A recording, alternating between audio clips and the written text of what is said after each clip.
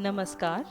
आप सुन रहे हैं पत्रिका पॉडकास्ट और आज हम आपके लिए लेकर आए हैं एक लघु कथा जिसका शीर्षक है क्या फर्क पड़ता है और इसकी रचयिता है सीमा प्रताप। जैसे ही सुधा विमान में दाखिल हुई, उन्होंने देखा कि भीड़ बहुत थी और यात्री अपना सामान कैबिन बैगेज में रखने और अपनी निर्धारित सीट ग्रहण करने में व्यस्त थे।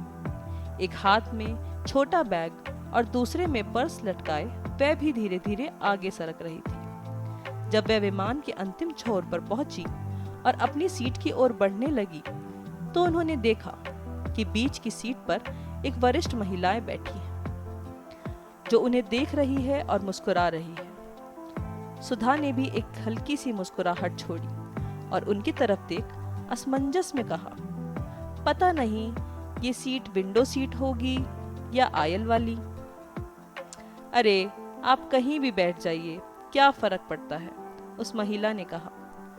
सुधा ने उनकी बात सुनी, लेकिन फिर पास खड़ी परिचायिका से पूछकर अपनी विंडो सीट पर जाकर बैठ गई। महिला के साथ एक छोटे परिचय के बाद उन्होंने बताया कि वह दिल्ली पहुंचकर जम्मू जाएंगी अपनी बेटी के पास। यहाँ वे अकेली रह रही थी और सेवानिवृत्त हो चुकी थी, लेकिन अभी भी पढ़ाती हैं। ऐसा कैसे? सुधा ने पूछा। क्योंकि एक स्कूल में शिक्षक की कमी थी तो उन्होंने मुझे बुला लिया।